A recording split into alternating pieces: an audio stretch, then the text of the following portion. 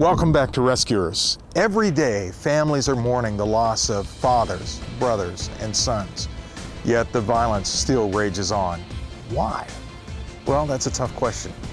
So I talked to some of the folks that are closest to the situation to hear some of the answers. Now, when you hear these answers, I want to challenge you to pray, because Jesus came for the hurting and the broken and the wounded, as many of us were at one time. How can they hear? How can they be changed unless someone reaches them?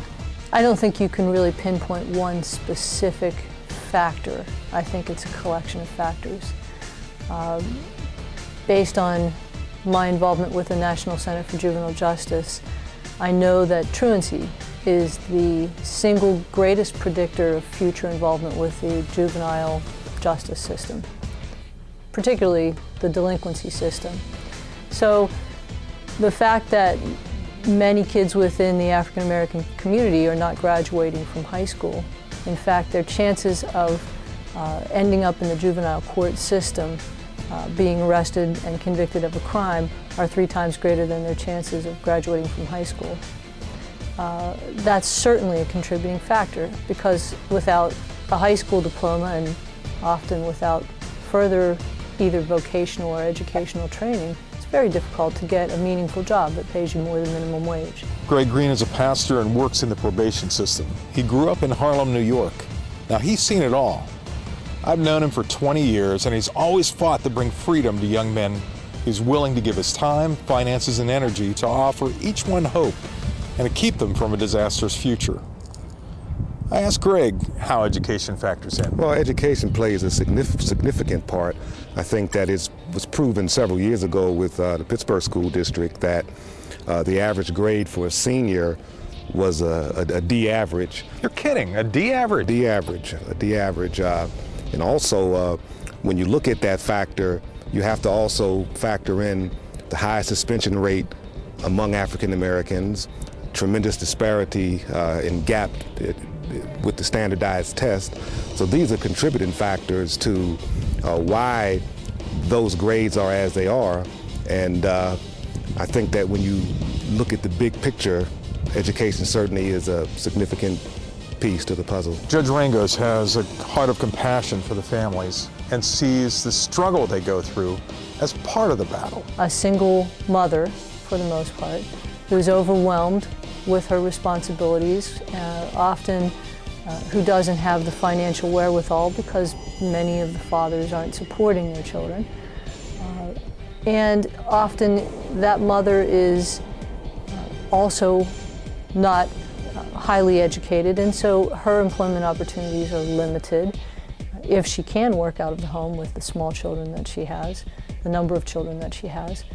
And a lot of peer pressure within the community, just like you have in any community, but I would suggest when you're talking about a community where drug selling tends to be pretty prevalent, a lot of peer pressure to get involved in a very high-risk activity. And again, we're talking about a population of kids. So when you suggest to a child, and that's what we're dealing with for the most part, that you can make a lot of money and not have to go to school, be able to help out your mom by selling this heroin for me, and you put the pressure on them to do it because it's not cool not to, you're going to end up with a lot of young people who will make that bad choice to get involved in the drug world.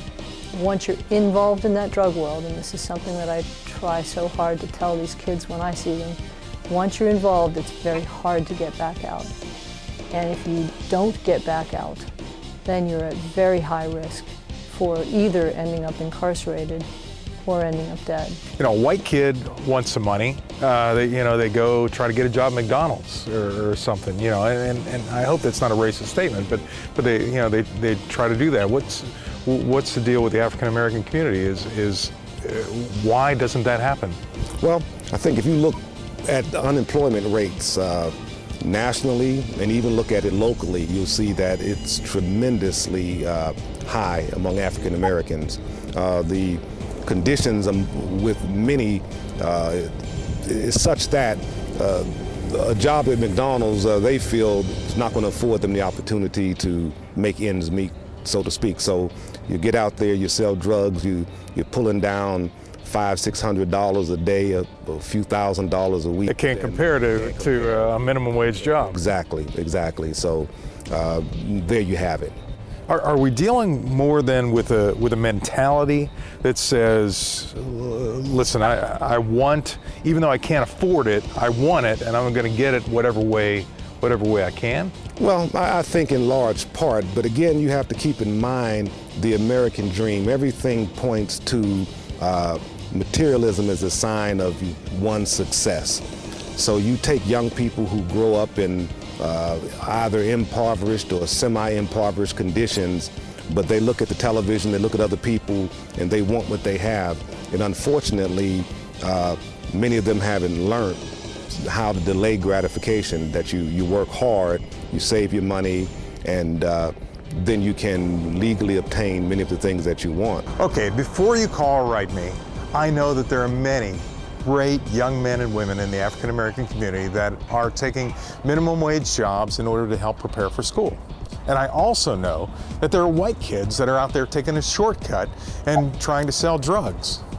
The tragedy is that the percentages in the African American community are way too high, and we've got to do something about it. When we come back, we're going to tackle more of this issue.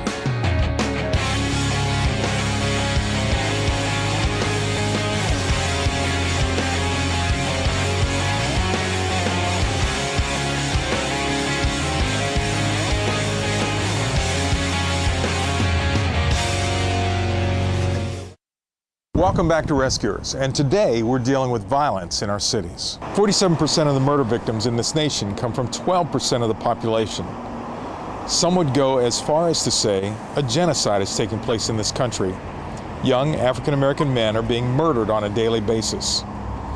If it was an easy fix, the problem would have been controlled, but it's not that easy. Lack of education is part of the problem. Financial opportunities are part of the problem, which is odd considering there are so many opportunities for entry-level jobs. Until you ask someone who's tried. I put in so many applications, you know, when I was trying to find a job, you know, once upon a time in my life, man, I got called for one job. I got called back one time, I had an interview, and I guess my demeanor was it was for telemarketing. I guess my demeanor was too laid back for the interviewee, so maybe he thought that, you know, I was on drugs or something, I don't know. Well, a lot of people have that interpretation of my demeanor because I'm so relaxed and so calm. But that's the only job that I ever got, you know, at that time, that I ever got called for. Rayco's an accomplished boxer now, but it wasn't easy for him to get there. In fact, it's not easy for anyone to become a success. But should an impoverished life end up leading to jail time? Very often you will hear people say, well, if young people just had jobs or if they just had employment opportunities. You know, my grandparents and even my parents grew up very poor. Neither one of my parents had an opportunity to finish high school, but they had a strong work ethic, and they placed a value on education. And I believe that true change has to come from the inside out. Because a lot of these kids are smart, but they're caught in the jungle. You know? Some of these places are just like a jungle. You know? When you get wild animals and you go around wild animals, you're going to get wild too. You go around smart people, you're going to get smart. You go around people that care about you, you're going to care about others. Fred Ross Jr. had just lost his son a few days earlier, but he even had compassion on those who had shot his son. This was a senseless killing of my son. A person that would bend over backwards for these young men, and I still believe in my heart that he still wants me to help him, and that's what I'm going to do. I'm going to try to help him so this kind of thing don't happen anymore. We got to get ourselves together as people. As people, to say enough is enough. We've only begun to scratch the surface of how deep this problem is, and Literally, I could do a dozen programs and not really touch it, but there is one more key part of this puzzle, one more key answer that needs to be dealt with, and we'll deal with that on the next Rescuers program. I'm sorry I'm not able to present the solutions on this show, but you'll have to tune into the next Rescuers program for those solutions. And as a hint to those solutions, here's Judge Cheryl Rowland. And I don't believe that committing crime is an excuse. I really have to take exception to that. Again, many of our young people need a heart change. They need a change in their relationships with responsible fathers, and they need a relationship with both the Heavenly Father and an earthly father, or a father figure. And I don't believe that that poverty in and of itself is an excuse or a cause of crime. I just don't believe that. Here are some scenes from our next Rescuers program. You mind I lift it up and show them?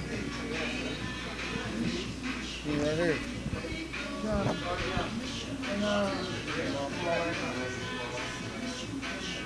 With a 9mm. You almost died, didn't you? And you know, you never really been in trouble. After that, I started getting in trouble. That straightened up, you know? Man, you came down there.